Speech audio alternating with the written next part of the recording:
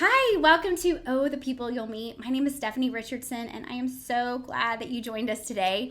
I started this podcast because I meet people at the coolest places, whether it's a coffee shop, the grocery store, on the airplane, through Beachbody, through my kids. I get to meet the coolest people. And what I love about these people is their stories. When I get to hear their stories, I just feel so inspired. And I feel like I can do hard things. I feel encouraged. And so I love these stories so much that I wanted them to be shared, and I wanted you to hear those stories. So that's why we started this podcast. So today we have my great friend Sandi on the podcast today. And so I always start with how I met people. Okay. So Sandi and I met through Beachbody. Yes. And almost 13 years ago. Have you met? Was it been 13 years? 13 in May for me. Yeah, 13 in. So I came on in March. You came on in May. So wow. Yeah, so almost 13 years. Yeah. And we've met through training and stuff like that. And then you've coached me through speaking. A little bit. And a lot. And the best is like, no, you're doing it over again. And coaching me through speaking and through sharing my story and sharing things like that. And through the whole network every week, you help people share their story. And so I felt like that was such a great way to, since this is about people and their stories, you're really good at that. But a lot of people see you behind you're the one always asking the stories, right? Or, listening. But not a lot of people know your story. And so that's what I want to do today. I wanted to kind of let people hear your story. So thank you. Let's kind of go back a little bit to how you grew up and where you grew up and that sort of thing. Well, not a lot of people know I was born in Italy. My father had taken a job in Italy, and we lived there for a few years, so I was born there. But both of my parents are from Morocco. Wow. And so I am Moroccan, Italian, American. I guess I really don't know what I am. Do you speak other languages? I do speak French because my parents only spoke to me in French. So I'm fluent in French, and the Italian kind of dissipated once I got to America because I was about 3 years old. Okay. And spent most of my life in Los Angeles. I took a few jobs that were outside of Los Angeles. I lived in San Francisco for 10 years. I lived in Florida for about 3 or 4 years. And I went to UCLA. We just drove by there yesterday. It's such a beautiful campus. It's massive, so massive big, campus. Yes. I went to UCLA and I majored in sociology, which is interesting. The other day I was thinking, wow, I'm finally using my major after all these years. I'm really working with people and human behavior. Yes. And let's see. I took a job. My first job out of college was with a retail company that's now defunct, I think, called Esprit. Oh, yes. And I loved their clothes. I had to have, favorite job in the world. And I moved to San Francisco and worked for them for 10 years. And then I worked for them in Germany. So I moved to Germany and I took a job with Esprit Europe. And I was in retail operations. So what I would do is I would open stores, I would hire people, I would train people, I would set up the POS system. Yes. And it was a really, really great job. And so that's like my favorite job. That sounds so fun. I loved their clothes. Like I was like, it was like a big deal if you had Esprit clothes. Big deal. That was like a really big deal. So growing up in LA, did you want to be like in theater and like was that ever like something that you were like if you were a part of that? There was. I started out wanting to be a ballerina. Okay. So I did ballet for about 10 or 11 years, and then I just stopped cold turkey. I just said, that's it. I don't want to do it anymore. And I wanted to be a cheerleader. Okay. So I was a cheerleader. And then I auditioned for the Laker girls, actually. You did? Yes. And I was extremely short to be a Laker girl. So you had to be tall. And that's going to be my justification for why I didn't make it. Oh, I think that's a good justification. Like, I was just not tall enough. There's nothing you can do about that. That's how you were made. Nothing you can do. So kind of you started kind of in training and that sort of thing. And so then how did So you were in, So Germany, came back. Esprit took me into that world of retail sales. I taught people how to sell the apparel and How to fold the clothes. How to fold the clothes. You should see my closet. And after Esprit, I'm trying to think what was after that. I took a job with Planet Hollywood. And Planet Hollywood, I don't know if you remember Planet Hollywood. It was a restaurant chain, but they also had a merchandising area, and I was in charge of all of their merchandise. It was a $200 million business, and I was the director of retail. Oh my goodness. So I was the one that would hire the people and train the people and sell the merchandise. That was like 40% of the total business. It was a very big job, and it took me to many, many countries because we opened all over the world. Yeah. And I remember this one day I said, I don't want to fly anymore. I am done flying. I want to settle down. And it was at that point that I met my husband and we settled down in Los Angeles. And we started a family. Yes. You're just like, I'm going to stop. And now all of a sudden it just all worked out for you. Well, it's a little longer story than that. I don't know if you have time on this podcast, but I do have a very funny husband story. Okay, you have to tell it. You have to tell it because you've already leaked it out. You've already leaked it. My husband and I come from parents who despised each other. Yes. Yes. So my parents were Moroccan Jews, and so were his parents, and they came from Europe. My parents came from Morocco. His parents came from Morocco, but then they went to France and came to America. And they started the first synagogue here that was of like Moroccan descent. Okay. So when they started that synagogue, they were on the board. What do you call that? Like the founders. Right. And they were not friendly with one another. Couldn't stand each other, fighting all the time. My parents used to come home from a meeting going, we cannot stand those people. And his parents would come home and say, we cannot stand those people. Fast forward, my husband and I meet and fall in love, and we tell our parents we're getting married. It's like the Romeo and Juliet. It is. For real. And so it's been quite a ride. Are they friends now? They are. Well, they tolerate each other, but it was definitely a surprise to my parents that I was. It was like you were doing it on purpose or something. Yeah, fell in love with the enemy. So. Yeah. Oh, that's so cute. So y'all married and you decided to have babies? Got married, started having children, and was a stay-at-home mom for a few years until I couldn't do it anymore. I love being productive. I love working. Took a job. I worked at Herbalife for a few years. Okay. Before Beachbody. Okay. And I was working as a consultant and creating all their training materials for all their distributors. Oh, well. Yeah. You could tell us a couple things. And, there's been other jobs in between there, but that's really my career kind of went in that path. It was sales, it was training, and it was what I was good at. And then the Beachbody job was really started out as I was just creating training materials, and then I went into coaching. The crazy part of, you starting those materials, because that was right when Beachbody started, so there really wasn't any training materials. There wasn't anything. Exactly. So you basically, started it all. Right from there. And so that's pretty incredible. It's not like you went in and tweaked something. There was nothing. There was nothing. I built the first coach kit, we called it, right? The coach kit. And it was, everything you need to know about our products and everything you need to know about starting a business. And I was just making it up as I was going along. And then I was talking to people like you that were out in the trenches and that were building a business. So I learned from you guys, even, more than you guys were learning from me. So took me to, how I do the storytelling on the National Wake Up Call is I interview people and I find out what makes them tick. Yeah. It's fascinating. I'm very fascinated by human behavior. And their stories.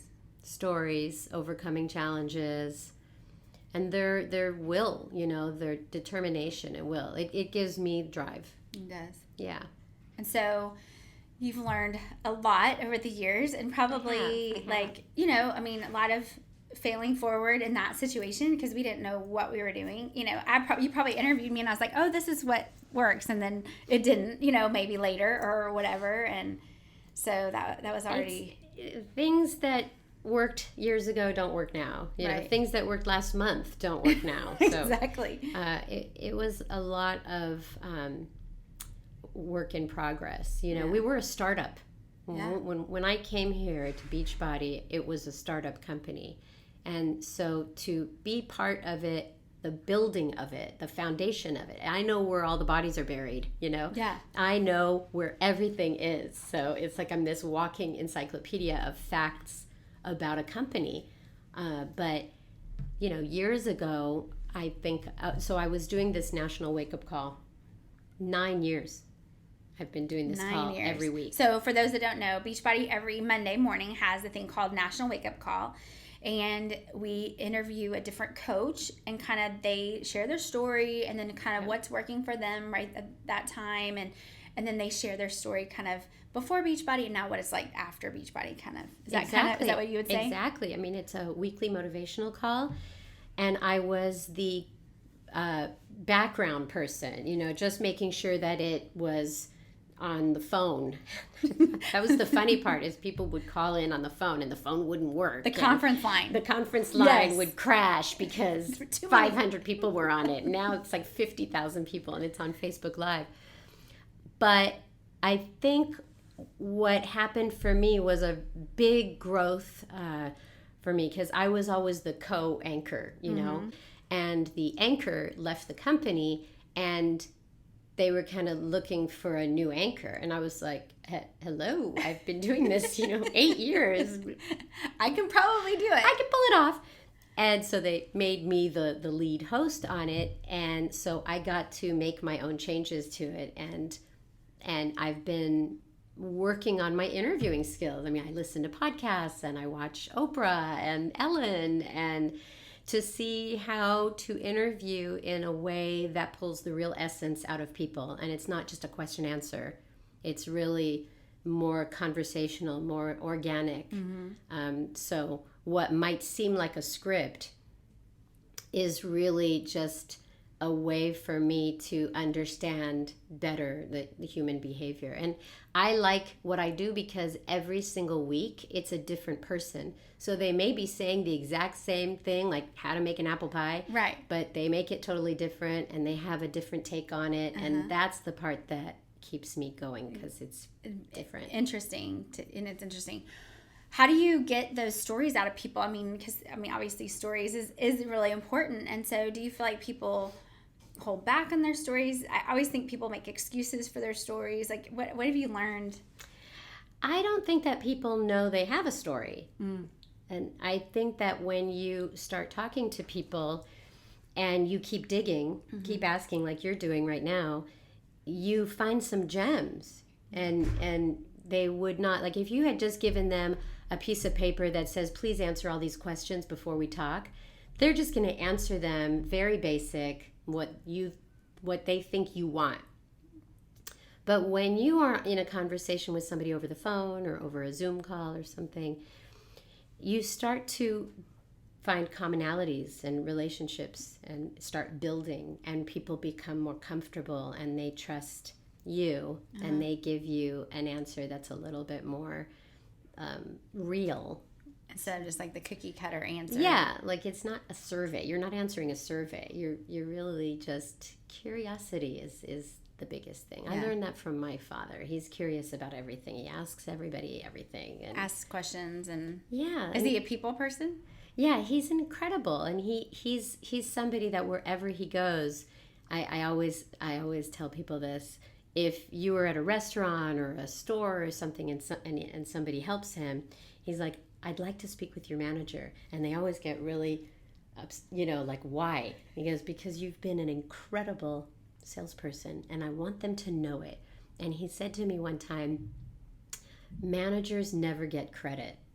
They're kind of the forgotten middle person, right? So if you go to the manager and say, you're doing a great job with Stephanie, that manager feels so good.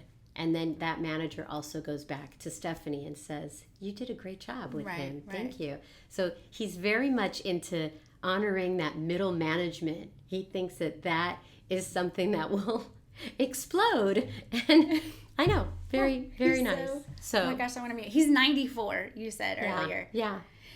Oh, so cute. Okay, we're going to get to your trip in just a minute, but I want to hear one of the really cool things that, you know, we were working together a couple years ago, and you were like, hey, I'm not going to be able to be at this Beachbody event because I got this really cool opportunity. And so I wanted you to share the story of that opportunity that you got. I was asked to apply for this trip that is to Israel, and it is for Jewish women who have children of formative years, so high school aged kids.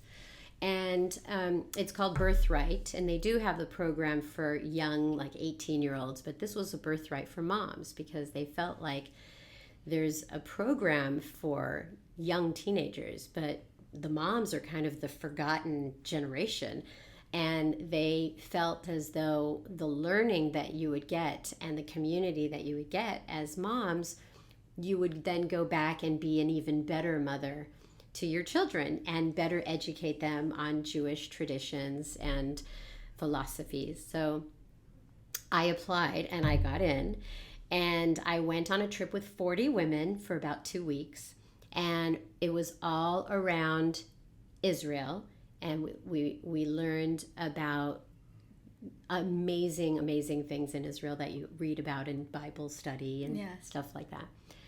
But more so than that, I was with women that were around my age and wanting the same things as me, wanting to be a better mother, wanting to be a better Jewish mother, wanting to better educate my kids in the religion. And it changed me. And it when I came back from the trip, part of the trip, by the way, it's completely paid for, 100%. That's so wild. And 2 the only weeks thing in Israel. Yeah.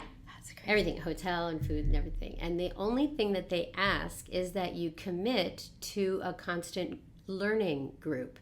So this would be an 18-month growth group, we call it. Mm-hmm. So that when you come back from the trip, it's not just one and done. Oh, I had a great time, it's over. I want to continue my learning of the Torah and learning of these women and learning of the Jewish traditions. So I did that, and it's now been 3 years. I'm still a part of the growth group, and it's been incredibly fulfilling for me because I originally wanted to go on the trip because I just wanted to meet women, you know, in the community that were like me, same struggles with teenagers, same struggles with the religion, you know, wanting to do more, wanting to give back more. So I did that, and it just changed me. One of the most important things that it taught me is that the mother is like the lighthouse of the house. Like, we give the light to everything. We light everybody else's light. We set the tone for the home. So if you're going to have like a Friday night Sabbath dinner, it's the mother who makes sure that happens and sets the tone for the whole week. It's really very beautiful. That you have such an impact on your family. Did you feel like you had an impact on your family before that? Kind of. I think that those kinds of traditions, I grew up like that. I grew up Orthodox, so I had those traditions, but I kind of just let it all go. And so for those who don't know, that Orthodox is probably the most religious of the Jewish. Yes. So Orthodox, and then it's conservative, and then Reform. Yes. And so the Orthodox is the most. So that is the ones that really carry on a lot of the older school traditions. They attend synagogue regularly. They have the Sabbath dinner Friday night. Do they drive on Saturday? They don't drive. They don't use, no cell phones, and it's incredibly peaceful. It's an incredibly peaceful thing to just reconnect with your family. People don't know it, but we call it Shabbat. Shabbat is the holiest of all holidays in the Jewish religion. So when people say Rosh Hashanah and all that, like, yeah, okay. But every Friday night is the holiest of all Jewish holidays. Wow. So, and it makes sense too, because it's like when you're the most connected, you know, like at Christmas and Easter, you're very connected to your family. And when you go to church, you're very, very connected. But we have that every single Friday night, and Saturday is like at the highest amount of connection. So. Did you know that there's a lot of actually Christians that are starting to bring in that into their families? Yes. Because they know we need more connection. We need to unplug. We need that sense of family. And in order to do that, you have to shut it all down. And so creating those traditions within their family. I was just listening to a podcast the other day, like a Christian author who has started it in his family, and they do like really fun games together. They have like this whole tradition that they are starting in their family, you know, the same, you know, so that it's like a Shabbat dinner. Yeah. But, you know, because that is something we're missing, you know, so many families. You know how it is here in America on Christmas Day, you will not find a car on the road. Right. Right? Right. It's like that in Jerusalem every Friday. It feels like the whole country is stopped. There's nothing on Fridays, open. like what time? No on One's Fridays? driving. Like sundown to sundown. It's like so Saturday's that way too. So no one's out on till Saturday. Sundown. So Saturday night you can go out. Okay, so it's Friday night at like 5ish, 6ish to Saturday. But I was thinking about it when I was there. I was like, this is beautiful. Everybody is doing this, even if they're not Jewish. It's like in Jerusalem, everything just shuts down. That's it. Just connect with your families. Doors are open. You can walk into somebody's house and just have dinner. Yeah, I'm telling you, it's just beautiful. Do you find that it's hard to do that in the United States, like with your family? Do you find like that's hard to like? No, because I grew up that way. So Friday night we couldn't go out. Friday night it was dinner with the family, and if you went out with friends, it was no. You were like, go on Saturday night. Yes. Yeah. And then all day Saturday, did y'all hang out together? I guess go to Saturday to you would go to temple, and Saturday is just like most people's Sundays, like not a day to go shopping. You know, it's a day of rest and commitment to God, I guess. But I mean, it's tough with kids that have activities and things. So, but I mean, how beautiful is that? I mean, just I'm that good whole... with Friday night. I'm not good with Saturday. Because Saturday we have a lot going on with soccer, and that is hard because it's so countercultural, you know. Yeah. So, but it's so important for your family too, you know, for your family there's bond. And... sports on Sundays. So. Yeah, there is Jewish sports. That's smart. So I love that like totally changed your life, and so let's talk a little bit about we learned today, which I kind of think you had told me this before, but you only live 14 miles from corporate office. She's gonna hang on this one. But your commute is an hour and a half. Everybody's commute is an hour at least. So what do you do during that hour and a half of your commute? I listen to your podcast. Yes. You know, you want to live in the suburbs because the houses are bigger and it's quieter. I mean, I could live in the city. I could live near my work, which is in Santa Monica. But I chose to take a job that's 14 miles from my house, but it takes at least an hour to get anywhere. Wow. So if somebody invites you to go out, you have to add an hour. Yeah. So it's not freaky to anybody that lives here. That's just normal. Well, I live in the country, and I kind of complain about it because I'm like, it takes me 30 minutes to get to shopping, and I like totally complain about it. So I guess I should stop complaining about it. Well, I thought a long time ago that if I was going to complain about it and be miserable about it, then I should quit my job. That's true. But I can't didn't. quit your job. We won't let you. Well, I decided that I needed to find a way to accept my predicament. And so that's when I make my phone calls. Yeah. That's when I listen to podcasts. I listen to music. And I'm very okay with the traffic. But you've like also used that time for you and for, you know, kind of development and stuff. And you talk about that a lot, even on the National Wake Up Call, like you're listening to things. Yes. What are your favorite podcasts you're listening to right now? I listen to The Daily just to get like a quick wrap up of news. I listen to How I Built This. I love that because really I love listening to entrepreneurs, how they built. I have so many that I keep I'm like drawing a blank right now. Well, there's a lot out there. Yeah, but there's that How I Built This I've heard is like so good. Hidden Brain, I love. Second Life, and Super Soul Conversations with Oprah. Oprah? Yeah. I do like Oprah a lot because I think that she is so skilled as an interviewer. Right. So, So you're learning a lot from her. I am. That's so good.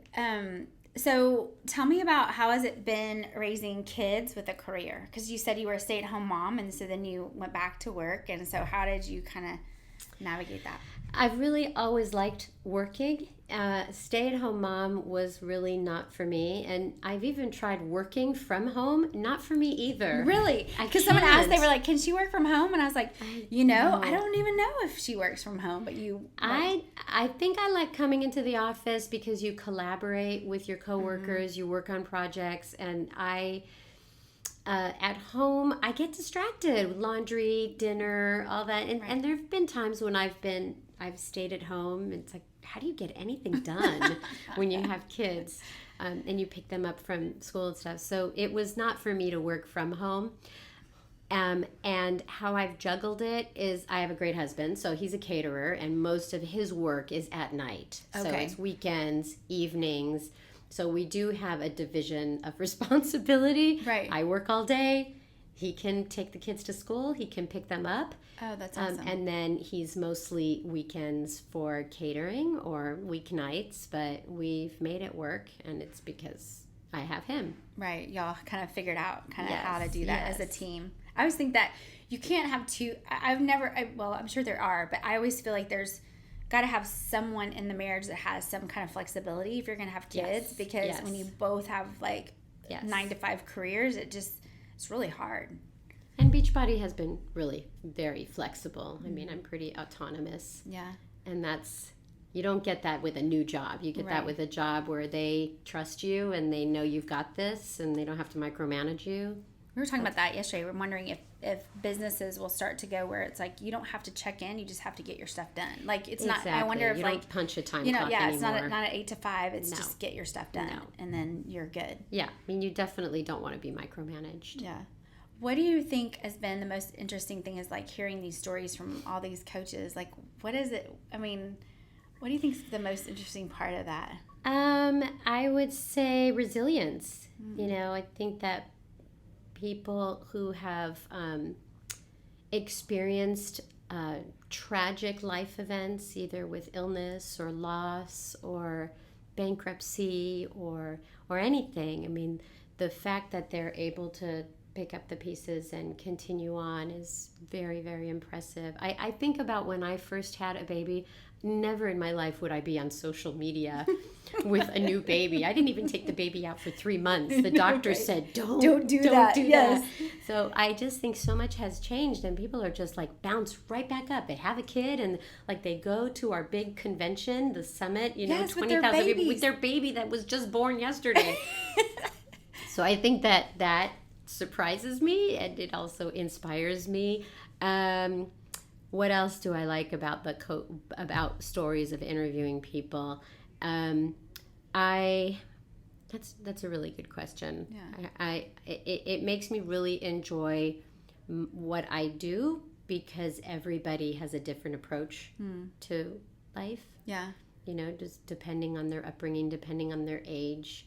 I find that when I'm interviewing people that are fresh out of college, I just cannot believe how gung-ho they are. And how much they can do now, that like so many opportunities that they have that we probably didn't have, at their age. I think that's so interesting to see that. I think it's a lot of navigating, and it's really impressive. They're very mature I guess it's the social media age. Like they understand how it all works, but it makes me want to take a nap, pretty much. I'm like, oh my gosh, y'all wear me out. Surfing the net puts me to sleep, actually. I'm like, okay, time to go to bed. It's time to go to bed. I don't have time for this. Oh my gosh, this is so good. Okay, so usually I end my podcast asking a couple questions. So one is, what is your best parenting advice? That things happen for you, not to you. Oh, yeah. So I have teenagers and a kid in college, and they go through emotional stuff of school and life and friends, and they get upset about things, and I say, just remember, it's a lesson. Like, I think they hate when I say, that's a lesson learned. Everything that's happening to you is, for your growth. So I do think that is my best parenting advice. Don't you think that's such good advice? Because I think a lot of times we just want to I can't believe that's happening to you. Let me go fix it. I want to go fix it. But I always think that too with my boys, like the times that they've had the most growth are like the hardest times for them, whether it's disappointments or hurt or whatever. And it's such a good lesson, for disappointment is hard. It is hard. As a parent, it's super hard to watch, What is your biggest parenting do-over, if you had one? Oh my gosh. Parenting do-over. I guess I would just say babying them. You babied them too much when they were little? Not when they were little. Now, where are you going? I'm tracking you. What are you doing? Don't have life. How come you're over there? Don't have Life 360. Yes. Oh, yes. And I told them if I'm going to pay for your phone, I get to see where you are. Yes. It's just safety issues. Do you have that with your oldest? Does he have Life 360? Yes, and he's totally cool with it. We were going to take it off, our oldest, and we didn't because we didn't take it off. We said he could take it off. He didn't. Yeah. Which is awesome, except for when he's coming back, from an hour and a half. I'm not stalking them. Yeah. I'm just checking when I need it. That's makes all. Me feel better. It's just there. It's an insurance policy. Yes. Yeah. So, I want to go back. So you're going on so your granddad, your dad is 94. Yeah, my dad. Your dad is 94. So you're the youngest of 3 girls. Yes. And so something cool you were telling me about him is, so tell me a little bit about his little thing y'all are about to do. So my father comes from Morocco, and he, as he's aging, he wants to see some things and people, and say kind of goodbye. He may not be back there again. So y'all are going to Morocco. We're going to Morocco. He took one of my sisters about 8 years ago on a personal father-daughter trip, and he took my middle sister, and then he kept bothering me. He said, I've taken your 2 sisters. I haven't taken you. I said, Dad, it's okay. I see you all the time. He lives just a mile away from me. I said, we can go to Costco. That's a good trip. We can get everything we want there. And he said, I really want to take you. So we are planning a trip to Morocco to visit the country where he grew up, his mother country. That is so cool. I can see where he got married, and I can see where he lived, and he can show me where he bought his groceries, whatever. And he was one of 9 children. So they grew up pretty poor, 9 kids in 2 bedrooms. And no elevator in the apartment building, and I think it was on the 7th floor, and he's always telling us funny stories that maybe that's why he's 94 and so healthy. Yep, he is healthy. He drinks the shake that we sell he here. Does. Yes. Good boy. Yes. Does he speak French? Yeah, my father speaks 4 languages. So growing up in Morocco, they learned French and Arabic. Okay. And then he studied Hebrew in school, and he speaks English. Mm-hmm. And we lived in Italy for 10 years, so he speaks Italian fluently. Oh, wow. So he is the guy you want to travel with, because no matter where you go, he can translate that. To you. It's like, I can help you. So was that interesting being in Los Angeles as a Moroccan?